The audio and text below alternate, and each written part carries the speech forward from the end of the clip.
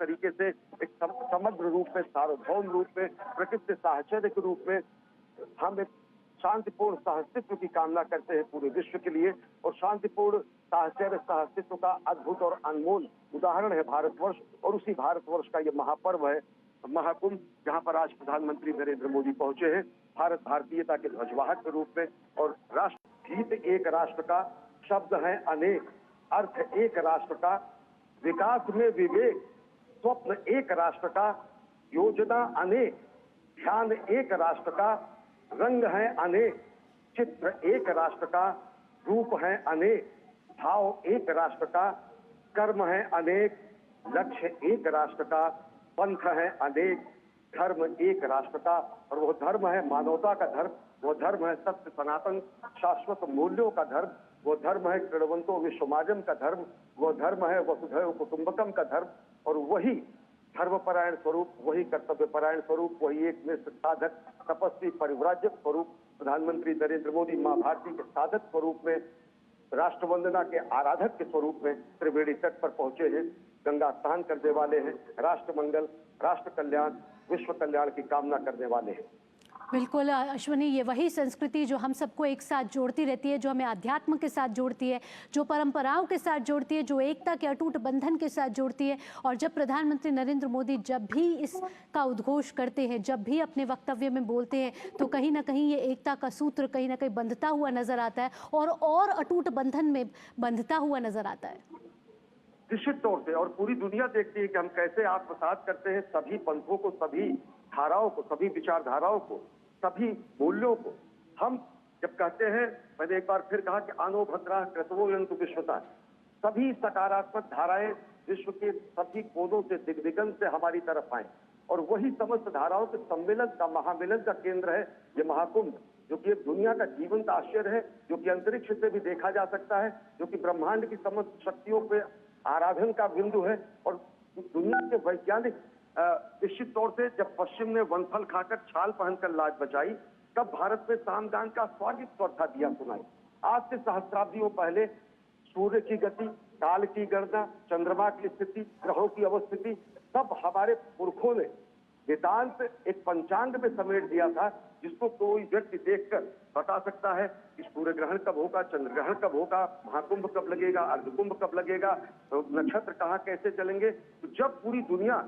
इस बात पर कहीं भ्रमित थी कि सूर्य के चारों तरफ पृथ्वी चक्कर नहीं लगाती है, सूर्य पृथ्वी के चारों तरफ चक्कर लगाता है, जिसको दुनिया ने जब सही मायने में जाना और उसे कॉपरनिकस क्रांति का नाम दिया, जब दुनिया ये नहीं जानती थी कि ब्रह्मांड में के पिंड किस तरीके से गति कर रहे हैं, तब हमने ब्रह्मांड के नक्षत्रों की काल गणना, धिक और काल दोनों की सटीक गणना करके हमने समेट दिया सामान्य से पंचांग में, जो कि किसी भी व्यक्ति द्वारा जो ज्ञानी होगा वो बता सकता है कि अन्य अन्य ग्रहों की स्थितियां क्या है। तो जब पश्चिमी देश जो कि हमें धर्मनिरपेक्षता बताते हैं, पश्चिमी देश जो हमें साम्या बताते हैं, इक्विटी और जस्टिस की बात करते हैं, पश्चिमी देश जो हमें फ्रेटर्निटी की बात बताते हैं, उन्हें आकर यहाँ पर साक्षात्कार अनुभव होता है कि किस तरीके से साम्या, न्याय, कार्तिता, बंधुत्व, समवाय, संवेद स्वरूप में यहाँ आकर एकाकार हो जाती है महाकुंभ के रूप में, प्रयागराज के संगम के रूप में, भारतवर्ष के रूप में, जहाँ पर सभी धाराएं आकर मिलती हैं। सभी को हमने अपने हृदय स्थल में संभाला और सभी को हमने वो स्थान दिया, सबको हमने समादर दिया, और उसी समादर का ये महापर्व है महाकुंभ, जहाँ पर प्रधानमंत्री नरेंद्र मोदी ने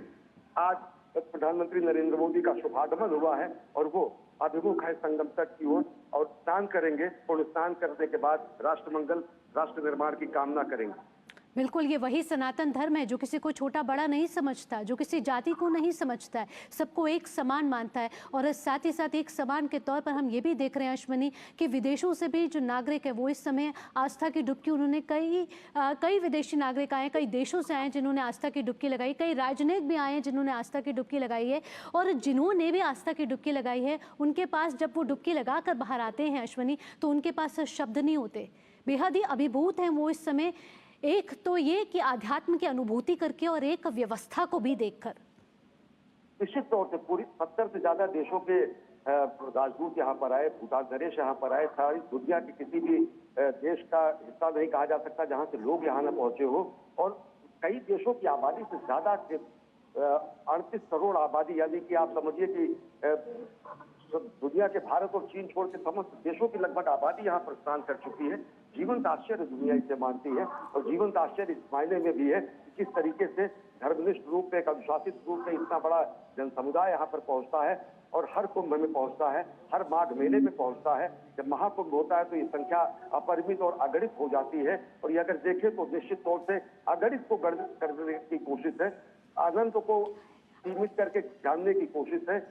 ये अपरिमित को परिमित करने की कोशिश है। और ये वही है कोशिश जिसमें हम ये बताते हैं कि हम पूरे विश्व को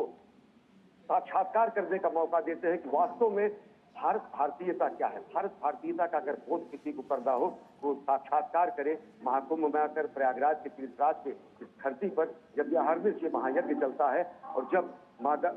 इन्हीं को अगर किसी ने कहा है, मैं कहना चाहूंगा कि युगों युगों से दुनिया चलती जिसके दिव्य प्रकाश में,